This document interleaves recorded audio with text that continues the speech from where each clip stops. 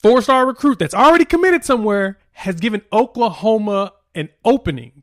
I wonder if he'll get it. Let's talk about this player here coming up in about 10 seconds.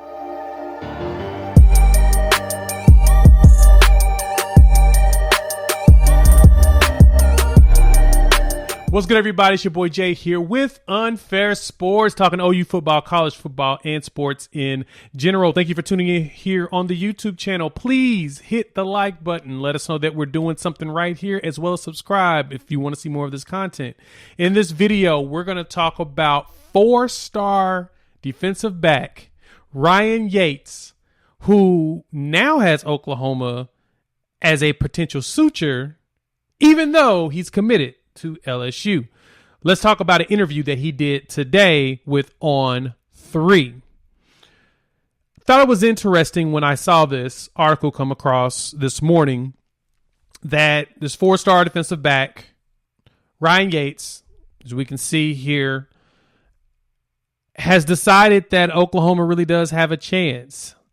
And let's talk about him, kind of give you what I like about him, some measurables, and then we'll close out as to why Oklahoma has now become a front runner, actually now a two-team race, as he stated, why Oklahoma became that. So Yates, didn't really talk about him much. He was at the Party at the Palace in July, and I didn't talk about his crystal ball at the time because he was already committed. No reason to really go dive into it, right? Well, four-star out of Denton, Texas, Geyer High School. You've heard of that school, right?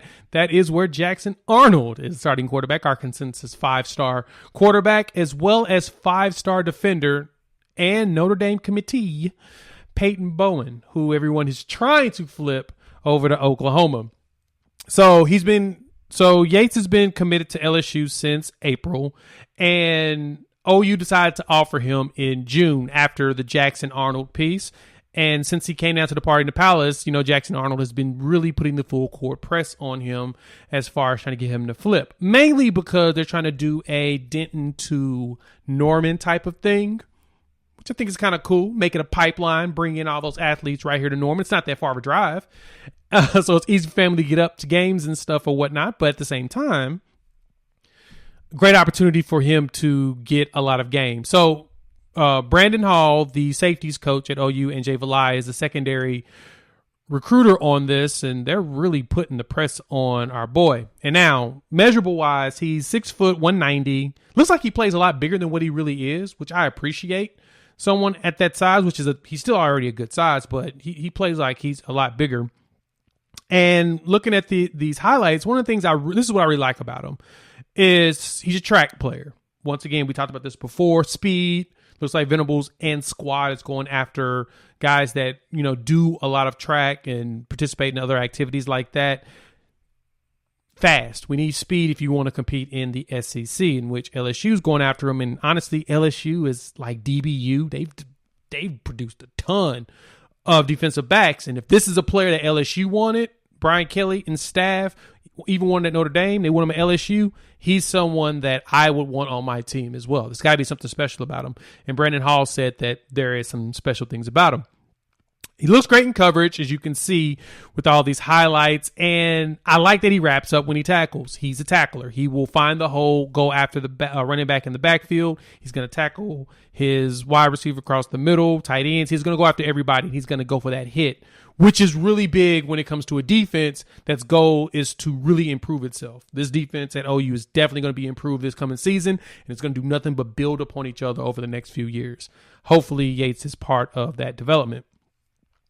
But he also does really good and looks really comfortable in one-on-one. Like, watching him in the highlights, I'm like, he doesn't mind being by himself on an island, and he has a really good eye for the ball. So as you can see, it looked like in some of these highlights, those were catches, and then the ball just rolls out.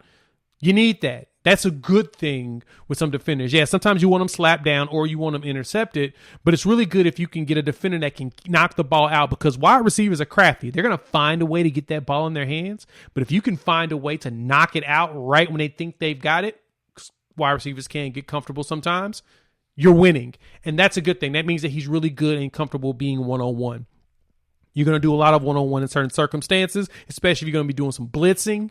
That's a really good thing, is to have defenders that can handle one-on-one coverage. And so I like what I saw out of him in that footage. And so you can put him on an island.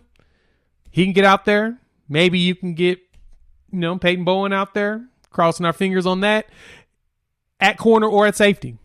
So if they get Peyton there, maybe move him to corner, keep Peyton at safety, and boom, let it go. Or have them both at safety. Never know.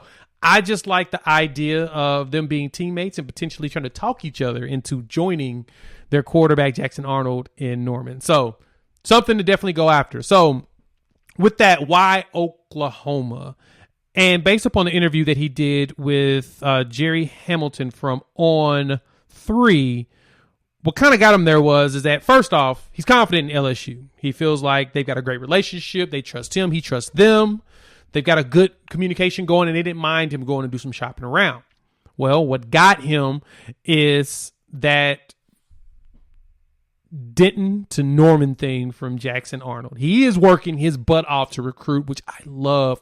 He wants to win, and that's how you do it. If he knows players are good, he's coming after the ones that he knows as well as others to bring them in.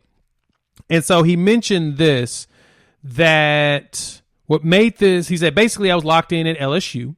And then when Oklahoma came in, I was like, I'm going to open it up to just them. Just to them. And right now, it's a race between OU and LSU, which to me is a fantastic race to be in. LSU's, like I said, DBU, it feels like they've been producing DBs for years. And now he thinks Oklahoma's a place they can be at. And Oklahoma's been producing some DBs. Go look at the NFL rosters and how many DBs came from Oklahoma in the last few years. You'd be surprised. And because of that last visit or whatnot, he enjoyed himself. He said he may make a visit, may do an official. He doesn't have anything locked in yet.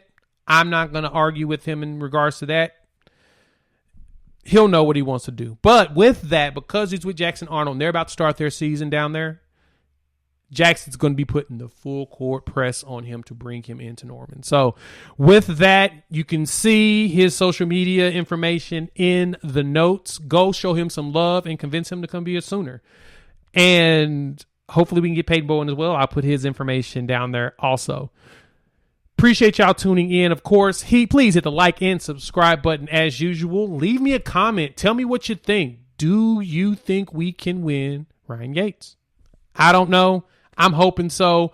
It's exciting to see as recruiting is winding down more and we're preparing for the season. All this good stuff happening. So with that, rate, review. If you are into other sports and just like, listen to sports talk, my podcast, same name, Unfair Sports, wherever podcasts are downloaded and listened to. You can join me on my journey as I talk about everything else on top of college football. And with that, we'll chop it up in a couple of days. Peace.